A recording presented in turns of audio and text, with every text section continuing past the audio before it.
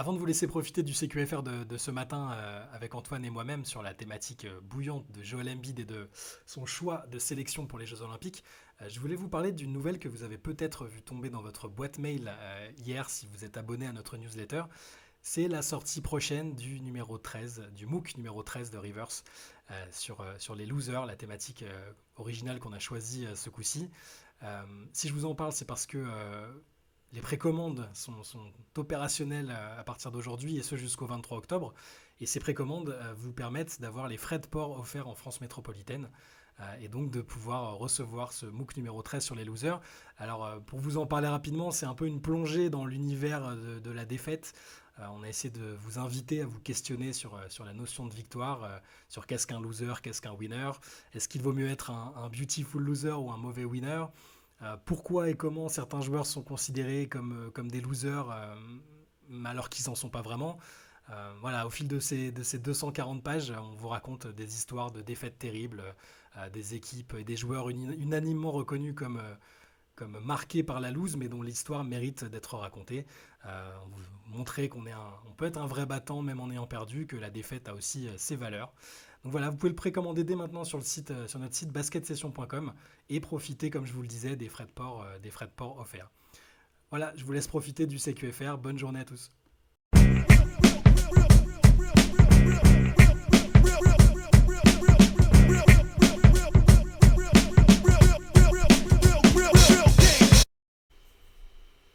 Hello à tous, dernier CQFR de la semaine sur la chaîne Basket Session Rivers. Shai, est-ce que tu es en forme? Est-ce que tu es prêt pour cette petite dernière avant le week-end, Évi- avant le repos? Évidemment, et puis en plus il y a une actu qui nous est servie sur un plateau. Parfois, tu sais, parfois Exactement. on commence en vous disant bon, pas trop d'actu ce matin, on va reparler de James Harden, de Damian Lillard. Là, bon, c'est-à-dire qu'il y a une petite bombinette hier après-midi qui fait que voilà, on a un bon sujet ce matin. Exactement. Joel Embiid a annoncé voilà, son choix et il jouera donc pour Team USA aux Jeux Olympiques. Voilà, Joel Embiid qui avait une décision à prendre entre le Cameroun, qui n'est pas encore qualifié, son pays d'origine, hein, mais qui est susceptible de se qualifier au tournoi pré-olympique. La France, évidemment. Il a demandé la nationalité française dans l'optique de jouer pour l'équipe de France, et les États-Unis, dont il a aussi obtenu la nationalité. Et il a donc choisi le Team USA. Il a expliqué les raisons de son choix. Je vais te laisser nous en parler sur pourquoi les États-Unis. Et après, on reviendra dessus, quoi. Ouais, alors c'est un peu différent de parce que donc c'est Ramona Shelburne qui a sorti la news d'ESPN hier. Dans la formulation du tweet, c'était un peu pour redorer le blason américain après les deux Coupes du Monde ratées, etc. Bon, dans la justification d'Embiid, il parle pas spécialement du sportif, hein, son choix a l'air plus personnel et sentimental. Donc la citation, c'est je suis très fier et excité de ce choix, ça n'a pas été facile. Ça, bon, ça on l'avait compris, on a vu le temps que ça a pris. Voilà. J'ai la chance de pouvoir dire que le Cameroun, la France et les États-Unis sont ma maison. Après avoir discuté avec ma famille, j'ai su que ce serait Team USA. Je veux jouer avec mes frères de la Ligue et pour mes fans qui ont été incroyables depuis le jour où je suis arrivé ici. Mais par-dessus tout, je veux honorer mon fils qui est né aux États-Unis. Je veux que mon garçon sache que j'ai joué mes premiers Jeux Olympiques pour lui. Voilà, bon, je ne sais pas si cette explication satisfera tout le monde, si la Ça se fédération défend. française sera OK avec ce choix. Voilà, bon, comme tu dis, enfin, ça se défend totalement. Et puis, de base, moi je vais redire un peu la genèse de ma réflexion sur Embiid, hein, je vais la rappeler, c'est-à-dire que tant qu'il n'était pas naturalisé, que c'était qu'un projet, j'étais plutôt contre. Je suis jamais trop pour les naturalisations, même quand il y a un lien un petit peu, voilà, bon là c'est un lien historique, c'est une ancienne colonie française, il parle français, mais il a de la famille en France, mais c'est pas, voilà, il a jamais joué en France, il n'a pas été spécialement formé en France, donc pour un pays qui a un vivier comme la France, j'étais pas spécialement emballé à l'idée de recruter une superstar NBA. Puis après, à partir du moment où il a eu la naturalisation, qu'on a senti qu'il y avait peut-être une envie réciproque de travailler ensemble, puis les résultats compliqués, j'étais plutôt partant finalement. Mhm. Mais je suis pas du tout choqué par ce choix, ni particulièrement surpris, parce que s'il y a une forme de logique, elle est respectée. C'est-à-dire qu'il est plus américain que français, Joel Embiid. Il est là depuis plus longtemps. Comme il le dit, son fils est né aux États-Unis. Il joue aux États-Unis. C'est pas choquant. Moi, c'est plus au détriment du Cameroun, mais l'incertitude qui planait autour de l'équipe a fait que ça n'a pas pu se faire non plus, quoi. Ouais, bien sûr, pour le côté, enfin, Joel Embiid, il est arrivé aux États-Unis à 16 ans. Comment quand tu obtiens la nationalité normalement d'un pays autre parce que Embiid, il a obtenu la nationalité française pour jouer, littéralement. Ouais. Normalement, pour Hmm. obtenir la nationalité française, c'est quand même un peu plus compliqué que ça. Je suis très, très bien placé pour le savoir. Euh, je connais bien le processus. Je l'ai vécu à mes côtés. Euh, Avoir la nationalité française, normalement, ou la nationalité de n'importe quel pays, souvent, tu dois rester dans le pays un certain nombre d'années, tu dois travailler dans le pays. Joel Embiid, il est aux États-Unis depuis qu'il a 16 ans. Il est arrivé du Cameroun à 16 ans. Il a fait une partie du lycée, je crois, aux États-Unis, si je dis pas de bêtises, Ouais. grâce à Luc Mba Amouté qui était allé le chercher, qu'il avait repéré. Il a été à la fac. Il travaille maintenant en NBA, c'est son boulot depuis des années. Son fils est américain. Je veux dire, c'est logique en fait, le Team USA sur tous les aspects. Ça me semble beaucoup plus logique que la France. Le truc, c'est ce qu'on peut éventuellement se demander, c'est alors, mais pourquoi avoir fait tout ça avec la France? Effectivement, il n'avait pas encore la nationalité américaine au moment où il s'est lancé dans le processus avec la France. Et même, l'ironie, c'est que je me rends compte que même alors lui, il l'a pas pris en compte à mon avis, hein, mais sur l'aspect concurrence, il y a moins de concurrence à son poste aux Ah États-Unis bah qu'en ouais. France. C'est ça le plus fou en fait. Sur le poste de pivot, il y a des meilleurs pivots français quand même. En tout cas, peut-être pas.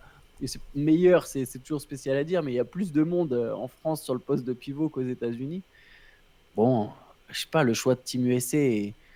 Si on écarte le Cameroun, qui aurait dû être, peut-être pu et dû être le choix logique, euh, voilà, enfin, je sais pas, il rêve vraiment de jouer les Jeux Olympiques. Même le Cameroun, au final, je le blâme même pas tant que ça, quoi. C'est dommage, c'est vraiment dommage pour le Cameroun de te dire, tu as Embiid et Siakam, tu as deux All-Stars et aucun des deux, ils vont jouer pour le pays. Ça, c'est vrai que c'est dur, mais Mais il y a un côté. Ok, donc là, c'est pour le côté logique, on l'a évoqué, mais ça n'en reste pas moins. Enfin, moi, personnellement, je trouve ça un peu décevant. Alors, déjà pour le Cameroun, même si bon, on ne sait pas tout ce qui a été mis en place par la fédération, est-ce que c'était assez convaincant pour lui, pour Siakam? Enfin, c'est sans doute plus c'est compliqué que ça. ça, hein. Ouais, Voilà. exactement. C'est juste. C'est dur à dire pour Voilà, le de Cameroun. prime abord, moi, l'idéal, ça aurait été de le voir jouer pour le Cameroun. Parce que c'est son pays, parce que on aimerait voir des pays africains renforcés par leurs meilleurs joueurs, enfin c'est évident. Après, pour le challenge sportif, bon, c'est un peu moins. Est-ce qu'il a attendu de savoir qu'il y aurait une semi-dream team au prochain JO? Parce que je sais pas si t'as vu LeBron après, il a clairement dit ouais, ouais, bon, en gros, on en avait parlé, hein, et il l'avait eu au téléphone, je pense que ça a joué aussi. Il dit dans le communiqué, hein, enfin dans sa déclaration, il dit qu'il veut jouer avec ses frères de la ligue. Bon, est-ce que si ça avait été la même équipe qu'au mondial cette année, est-ce que Joel Embiid aurait signé les yeux fermés? Je suis pas sûr. Oui, mais de toute façon, en fait, Embiid, il vient pas pour jouer les Coupes du Monde et on sait très bien comment ça se passe, le Team USA. En fait, alors oui, il n'y a pas une Dream Team à chaque JO, mais on sait qu'au JO, il y a toujours Mm. une vraie équipe. On sait qu'il y a des stars. Alors oui, il n'y a peut-être pas LeBron, Durant, Curry et chaque compétition. La preuve, Curry ne les a pas joués. Mais aux Jeux Olympiques, de toute façon, il n'aurait pas joué avec des peintres. Les Américains n'envoient jamais des peintres. Il y a toujours au moins Mm. 3-4 stars qui sont prêts à aller jouer les Jeux Olympiques. Donc moi, je suis même pas sûr qu'il ait forcément attendu de voir Mm. qui venait, qui venait pas. Surtout que pour l'instant, c'est beaucoup de blabla. Et oui, pour l'instant, là, c'est un effet cascade. Tout le monde veut venir. Mais bon, on sait très bien comment ça se passe dans les faits. Tout le monde ne viendra pas. Il y a des joueurs de la Coupe du Monde qui seront retenus par Team USA. Des Anthony Edwards, peut-être Michael Bridges, Austin Reeves, quels que soient les noms qui se présentent sur les JO de Paris, pour la simple logique de continuité et parce que c'est aussi ce qui est promis par Team USA à chaque compétition pour ceux qui viennent à la Coupe du Monde, il y en a qui sont retenus au JO. Donc de toute façon, il n'y aura pas juste 12 stars, il y aura aussi, enfin, après Anthony Edwards, Michael Bridges, c'est des joueurs très solides, quoi. Mais Moi, je suis pas convaincu de ça, hein. ouais, J'ai l'impression qu'ils veulent je vraiment, suis, qu'ils veulent je suis marquer le sûr coup. non, je suis sûr qu'il y aura, mais même quand il marque le coup, je suis sûr qu'il y aura au moins trois mecs qui étaient là à la Coupe du Monde. Au moins trois. Ouais, bon, de Au toute moins façon, on verra. trois. Je suis prêt à parier ça. Au Là où moins t'as, trois. là où t'as raison, de toute façon, c'est que la saison est longue. Là, tout le monde dit, même si moi je pense depuis le début qu'il y aura une Dream Team, et là avec Embiid, ça, Ah, il y aura une très belle ça, équipe, ouais, ça c'est certain, renforce hein. un peu ce sentiment-là. Mais moi, je voudrais reparler du. En fait, là, dans son processus, dans la démarche avec la France, en fait, c'est Ouais. que je sais pas à quel moment, il y a un moment où ça a shifté un peu, tu sais, quand ça a commencé à sortir, où lui-même a dit j'aimerais bien jouer pour l'équipe de France et tout ça. Je sais pas à quel point le fait que. Il y a un moment où on a eu l'impression, et moi le premier, moi je disais non, mais on n'a pas spécialement besoin, entre guillemets, hein, Mm. c'est un MVP, hein, mais on a déjà un gros vivier, il n'y a pas forcément besoin. Est-ce qu'il a senti le. Est-ce que l'envie, elle a été si forte que ça? Est-ce que le fait que des joueurs au début se soient montrés un peu sceptiques? Est-ce que le fait qu'il ait lu peut-être aussi et entendu des choses de la part des... Il y a plein de supporters français qui sont, même après la naturalisation, qui n'étaient pas pour l'avenue d'Embiid, hein. Est-ce que, je ne sais pas s'il s'attendait peut-être à un plus gros plébiscite, tu vois? Est-ce que s'il avait senti que tout le monde était on board pour qu'il vienne, est-ce qu'il n'aurait pas choisi ça? Parce qu'il y a par moment, avant que les États-Unis entrent vraiment dans la danse, dans ses déclarations, tu avais l'impression qu'il était chaud, quoi. Ouais, c'est une vraie bonne question. Si je dis pas de bêtises, est-ce qu'il y a même des joueurs qui ne sont pas des joueurs de l'équipe de France? Ouais, Evan Moi, je me souviens Fournier, pas. Evan Ouais. Fournier au début, en tout cas, quand c'était encore qu'à l'état Mm. d'hypothèse, il avait clairement dit non, mais on a des bons pivots, on a un pays de formation. Enfin, moi, j'étais plutôt d'accord avec lui, hein. Et en opposition avec ça, tu avais Nicolas Batum, qui était en contact avec Embiid, hein, qui a, je pense, un peu aussi essayé de le convaincre, qui a œuvré aussi auprès de la Fédé. Il y avait un peu de points de vue, je pense, au sein de l'équipe de France, mais à la fin, tout le monde me semblait à peu près OK pour qu'il vienne si c'était faisable. Je sais pas à quel moment ça a vraiment shifté et où il s'est dit ah, je sais pas si c'est la meilleure idée. Moi, honnêtement, après le mondial, je me suis dit sportivement et pour l'image de marque, de son point de vue, ça pourrait le faire parce que t'arrives, l'équipe, elle a été décevante. T'es attendu un peu comme le sauveur. T'es au centre, tu seras au centre du projet quoi qu'il arrive, hein, même s'il y a Wembanyama, tout ça. Enfin, les gens auraient dit bah voilà, c'est s'il y a un mec qui peut nous faire battre Team USA, une équipe de Team USA bien armée, c'est Joel Embiid. Enfin, et il y a Mm. un truc à, je sais pas, et alors il l'a précisé aussi, je l'ai pas dit dans la déclaration, mais il a aussi dit j'ai essayé de prendre mon temps autant que possible, mais la deadline qui a été imposée, donc il parle du 10 octobre que Jean-Pierre Suta avait évoqué sur RMC, a compliqué la chose. Donc bon, je dis pas que c'est ça qui a forcément changé quoi que ce soit, et puis j'étais d'accord avec la deadline aussi, parce qu'il faut, à un moment, il faut être fixé, et là Ouais. d'ailleurs, là on est fixé, et c'est très bien finalement. Non, mais c'est une vraie bonne question, hein, ce que tu amènes sur l'équipe de France. C'est sûr que là, avec Team USA, il n'y aura pas ce souci, quoi. Personne va se dire, ah, c'est pas normal qu'ils viennent jouer chez nous. Enfin, C'est les clair, ils s'en foutent, Américains, ils ils sont heureux. s'en foutent complètement, hein. Donc, c'est vrai. C'est vrai, c'est une bonne question. Après, tu vois, même ces mecs-là, leur vie, c'est la NBA. Après, il a l'air vraiment motivé pour jouer les Jeux Olympiques. C'est une fierté pour lui de participer aux Jeux Olympiques. Il a une forme de culture olympique. Il veut même gagner une médaille d'or. Mais on est d'accord que leur vie, ça reste quand même la NBA à ces mecs-là. Ouais, bien sûr. Le but ultime, c'est un titre NBA. Donc les Jeux Olympiques ou les compétitions internationales, bon, faut qu'il y ait quand même un peu de fun. Je vais me faire taper dessus parce que j'ai employé ce mot, mais chef, le mot fun est banni dans la rédaction Reverse. Voilà, je vous donne une petite info inside. Euh, En tout cas, ouais, il faut prendre du plaisir. Je veux bien croire qu'ils s'entendent bien avec Nicolas Batum, mais peut-être même avec les joueurs de l'équipe de France, mais on sait comment ça marche. Ces mecs-là, ils s'entendent bien avec les autres stars de la ligue la plupart du temps, tu vois. Ouais. Et on voit à quel point Team USA, d'ailleurs, aide ensuite à créer des super teams ou des associations, tu crées des affinités.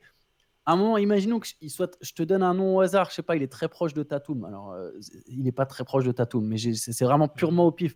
Mais je comprends qu'il a envie de jouer plus avec Tatum qu'avec Batum, tu vois. Et c'est pas une histoire de niveau de jeu, là. Je vous parle même pas de niveau de jeu, c'est juste des mecs qu'il va côtoyer beaucoup plus. Ouais. Tu vois, il va côtoyer ces gars-là. Ils se voient l'été, peut-être, ils jouent ensemble, etc. Là, j'ai oublié le nom de Tatum, hein, j'ai juste dit un mec au pif.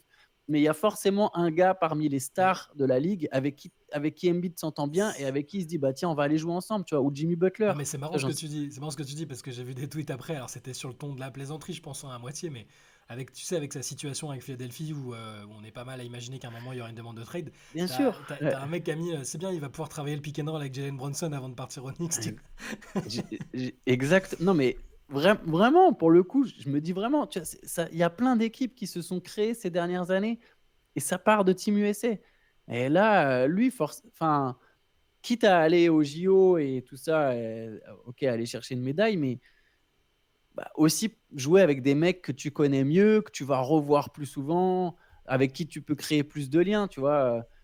Il peut sans doute devenir pote avec Nando De Colo ou Mathias Lossor. Je ne dis pas le contraire, mais tu vois ce que je veux dire. Enfin, c'est pas pareil pour moi. Du coup, de toute façon, je pense que personne n'est vraiment surpris qu'il ait choisi Team USA. Et Mais on y pense, je pense que ça se comprend sur vraiment plein d'aspects, en fait. on en parle de l'accueil potentiel qu'il va recevoir, parce que là, les Il Français, va se faire ils siffler, hein. sont Il va se totalement faire capables siffler, de hein. le huer Et pendant il va se faire les quatre siffler. cartons. Ouais. Je sais Ah, pas, bien sûr.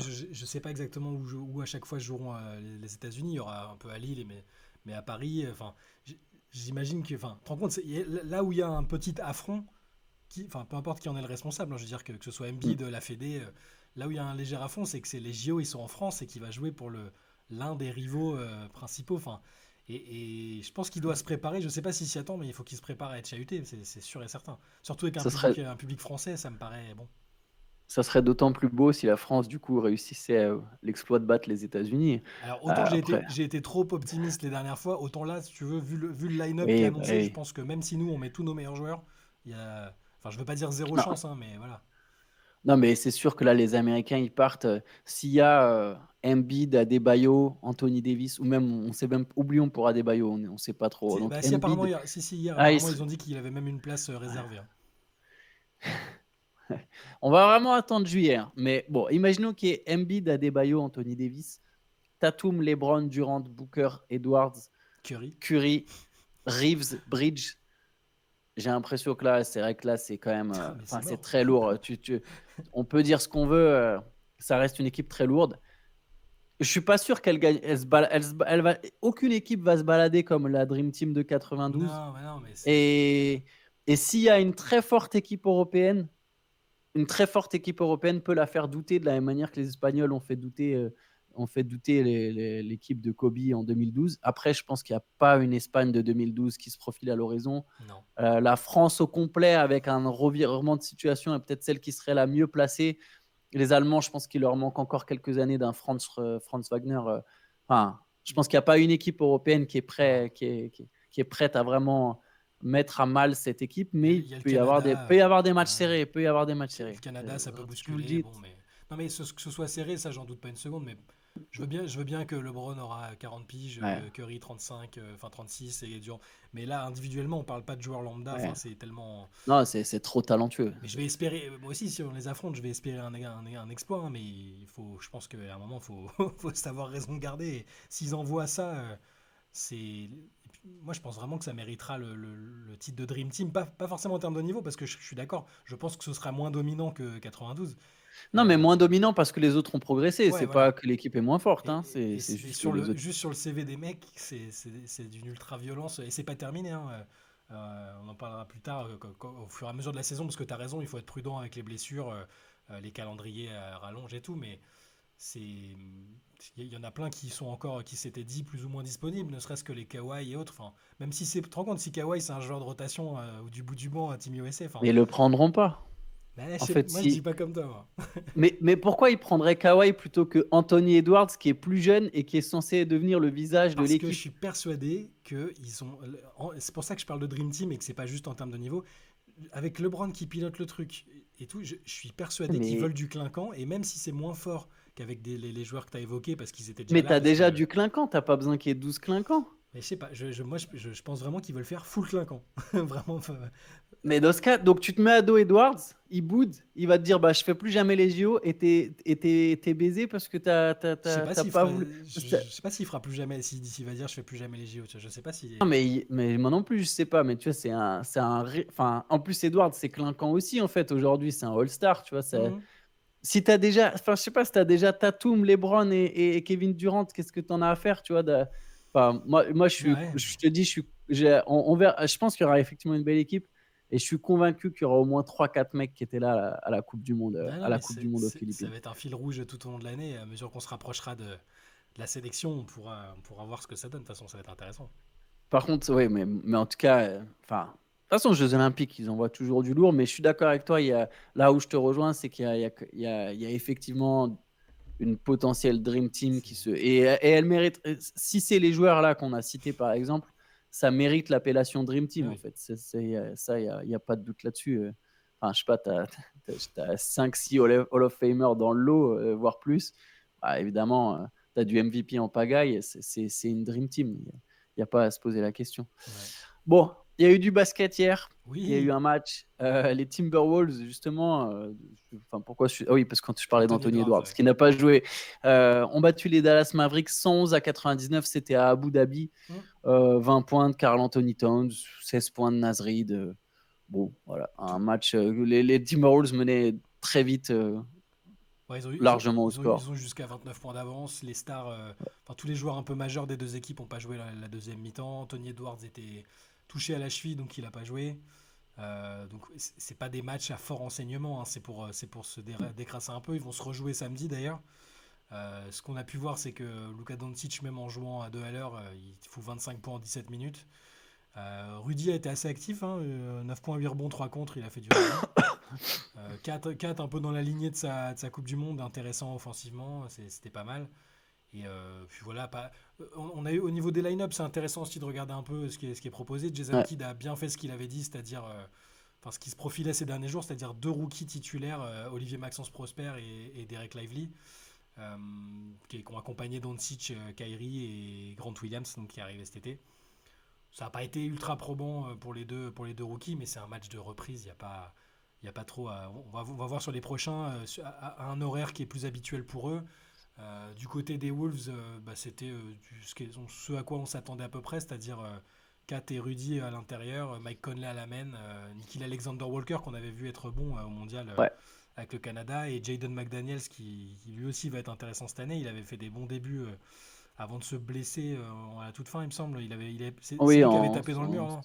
exactement. C'est lui qui Voilà. s'est pété la main en tapant dans le mur. Je comprends, hein, j'ai fait pareil après l'égalisation de Brighton contre l'OM hier, je peux pas le blâmer. mais, mais voilà, c'est des matchs, il n'y a pas des gros enseignements, c'est juste que ça fait plaisir parce qu'on recommence à. Ça veut juste dire qu'on s'approche vraiment de la reprise et là c'est du décrassage quoi. Il y a pas, les stars n'ont pas joué en deuxième mi-temps, on a surtout vu après Naz Reid, Garza, Sheikh Milton, voilà, c'était pas le match de l'année, on verra sur les prochains plutôt. Yes, je me demande, les 2 c'est bien, enfin, c'est sympa qu'il ait lancé les 2 rookies, Hmm. dans le 5 là, Jason Kidd. Je sais pas s'il le fera en saison régulière. Je sais pas si Pour c'est Lively, ouais. Pour Lively, a priori, il veut démarrer la saison avec lui parce qu'il pense que niveau protection du yes? cercle, c'est très bien. Pour Prosper, je sais pas. Il va peut-être le tester pendant la pré-saison. En tout cas, Ouais, il veut lui donner du temps de jeu, c'est sûr. Ça, c'est intéressant et parce que ils l'ont pas pris pour rien, quoi. ouais, parce que c'est vrai que Josh Green, du coup, Mm. était remplaçant et et Prosper avait pris sa place dans le 5, ouais. Bon, de toute façon, on verra, ils se rejouent, dès samedi à Abu Dhabi, Ouais. les 2 mêmes équipes, et samedi, il y aura aussi un Lakers-Warriors. Ça sera le Yeah. premier match à heure américaine. LeBron a dit qu'il jouerait pas normalement. LeBron ne jouerait pas. Ouais, et LeBron risque d'en rater plusieurs parce qu'il y a 6 matchs de pré-saison pour les Lakers. Il a dit qu'il comptait jouer, il espère jouer la moitié. Il Donc sait bon, qu'il voilà. pourra pas faire de load management pendant la saison, donc il Ouais. commence maintenant, c'est mieux. Yes, bah écoute, je pense qu'on a fait le tour. On voulait surtout parler d'Embiid, Ouais. évidemment. C'était surtout centré sur Embiid Il y a aujourd'hui, juste un cet tout épisode. petit truc que j'ai vu Ouais, là, allez. avant qu'on se connecte, mais visiblement les discussions auraient repris entre Harden, enfin entre les Sixers, les Clippers. Les Clippers ont l'air Yes. d'être convaincus que Harden est sérieux, professionnel, tout ce que vous voulez. Et en tout cas, ils essayent voilà, de faire un move avant la reprise. Est-ce que ça se fera? Je sais Oui, pas, mais ça a l'air. Les discussions ont repris. j'ai vu aussi, et je me demande du coup si c'est pas lié au fait que maintenant les Clippers sont à nouveau intéressés. J'ai vu que les Sixers arriveraient à se contenter, et c'est selon Shams en plus, donc Mm. c'est une source assez faible, arriveraient à se contenter entre guillemets de Terrence Mann et de Pick et pas d'un All-Star. Et donc ils ont déjà largué cette idée de ah non, mais on veut absolument un All-Star en échange de James Harden. Par contre, bah alors Terrence Mann, c'est très bien, moi c'est un joueur que j'aime bien pour Mm. le coup personnellement, mais si tu perds Harden pour Mann et des picks, alors, après, ça dépend comment tu transformes tes pics, mais la pression qui est mise sur Maxi, elle est Ouais. monstrueuse. Parce que derrière, en fait, tu mises vachement sur le fait que non, non, mais si, on aura 2 stars. Notre deuxième star, ça va être Tyrese Maxi, qui est un très bon scoreur, qui est un mec qui a du caractère, qui peut devenir un All-Star, mais superstar dans cette ligue, c'est encore un autre level. Non, mais c'est ce que Les... j'allais te dire. J'allais te dire qu'en attaque, j'ai pas de doute sur le fait qu'il va passer un cap et il tournera facilement. Enfin, ses chiffres vont augmenter. Même en playoff, il sera très bon offensivement. mais il sera si, enfin ça va être dur pour lui défensivement, il sera ciblé à un moment, c'est la difficulté quoi. Les pick and roll Giant Bronson, Embiid, c'est peut-être pas qu'au JO qu'on les verra en 2024. Ouais, Ouais, je taquine les supporters des Sixers. Allez, ouais. on va se laisser là-dessus. Ce dimanche, le nouveau rendez-vous du dimanche, depuis déjà 3 à 4, ça va être le quatrième épisode du Hoop Culture, donc un podcast qui va aussi au-delà du basket, mais sur toute la culture basket, culture hip-hop. Donc je vous invite à regarder ça. C'est avec Pierre Armand et Théo. Donc ça, c'est pour le rendez-vous sur la chaîne pendant le week-end. Et nous, lundi, on se fera un CQFR du week-end avec des matchs de pré-saison, peut-être des transferts, des infos, etc. Donc on sera évidemment au rendez-vous. Et ben écoutez, bonne journée, bon week-end à tous. Bon Ciao, week-end, Shai. ciao.